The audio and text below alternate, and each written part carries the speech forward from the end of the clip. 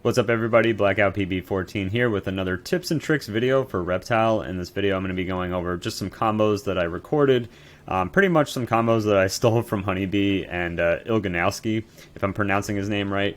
I didn't go into like every single combo that they use. Ilganowski finds some tech, honestly, that is a little unpractical and is really tough to execute sometimes.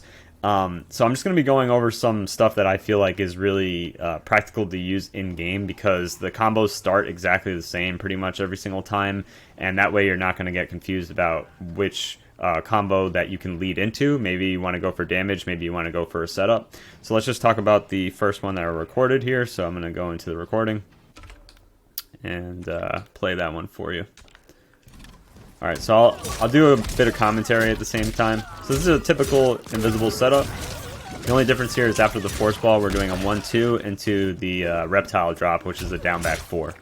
Right, so when you do the invisible setup, if you don't know how to do the invisible setup, I highly suggest checking out one of my older videos explaining how to do the invisible setup on my channel, and then come back to this video. And then what you could do is, after you get the force ball out, instead of doing something like a forward 2 into your back forward 2, which is like his dash, or another force ball, now as you can see, we can do a jump 1-2 into his down back 4 in the air. That's always going to work if you do it meterlessly, or if you just use one force ball. So just to explain that a little bit further, this same exact combo, if you started with an enhanced force ball, instead of getting this damage for the same exact combo, which is 362, if you enhance the first force ball, you'll get around 390 for the same exact combo, just enhancing the first part of it. And it will always land the last part, which is his down back 4 in the air. That's the dropping reptile that he does at the end. But I do caution you using that in game with certain combos. And let's go to the next. That's a good segue to the next recording. So I'm going to turn this one off, turn this one on.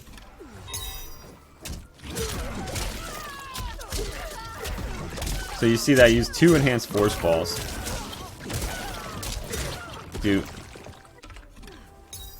Alright, so actually what I'm going to do is I'm going to let that go again. So I don't go into the dropping reptile version at the very end of this one. So it's the same idea, that you're adding a forward 2. And then, so I'll just explain this part right here. So you're doing 4-2-3, forward 2 into a regular force ball enhanced, 1-2 in the air, and then a dash cancel. So let's just watch that one more time. I'm going to try to wake up against Reptile, because at the end, what I'm doing with Reptile when he dashes in is I'm blocking for a second. I didn't see. I couldn't even wake up in time. That crocodile drop, and that's kind of what I'm calling it. I don't know if that's the exact term for it, but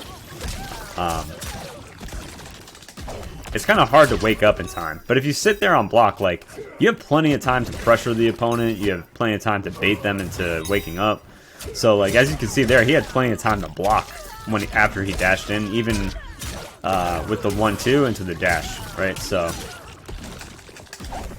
in the beginning he was blocking it. If I just kept holding block in that recording, he would have blocked the whole thing, and he would have full combo punished Tanya for that. So let's go into the next recording. So this is one combo that I've taken from Ilganowski. Let's play it. Just making sure I don't record over it by accident. So this is the same idea. 2 enhanced force balls into this instead. Alright, so now you saw the combo, I'll explain a few things. The first time you jump in the air and do your air combos, what you want to do is when he does 2-3-3 in the air, which is, so you're starting the combo off with I could even add some notes to it, but you're starting off the combo normally with your back 3-1 into an enhanced force ball. You're doing 2-3, 4-2-3, and then you're doing a 4-2 enhanced force ball, and then you're jumping up in the air and doing 2-3-3. When you're jumping up in the air and doing 2-3-3, what you need to do is you need to call the up cameo for Scorpion right as you're seeing the tail, which is the 2-3 part. When you're seeing the tail come out is when you do the up cameo for Scorpion. That's the timing you need to do. And then when you drop down, you need to do stand 4 immediately into a close force ball, and then do a jump 1-2 immediately into his down back 4 if you want to hit the down back 4. Now, I did explain that whenever you do a down back 4, if you don't time that perfectly after doing the combo timing correctly, which is like jumping up and doing your 1-2 at the very end and then going straight into it, you may drop the down back 4. So do that part with caution.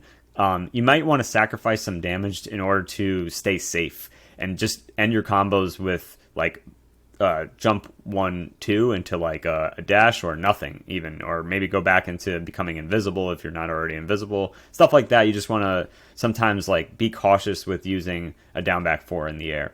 So let's just watch that one more time. So that part you want to be cautious with at the very end.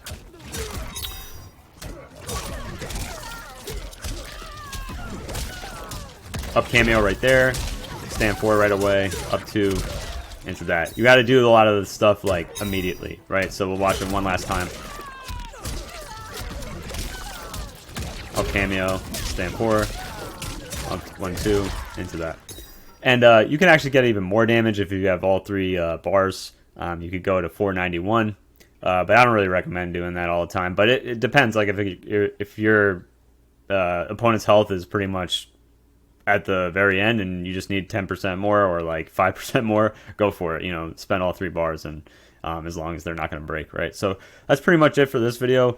There's some other things that I want to go over as far as like meta, just some options that you have with like, it's pretty much any character, but if you're playing Reptile, you'll probably have like a similar game to doing stuff like your back 3-1 on block. You might do a backdash backwards, and the opponent might start adapting to doing stuff like this into backdash and then trying to come back and doing the same string. They might do stuff like neutral jump, but I'll go over that in a separate video and what your options are there. So that's pretty much it for this video. I'll see you guys in the next one.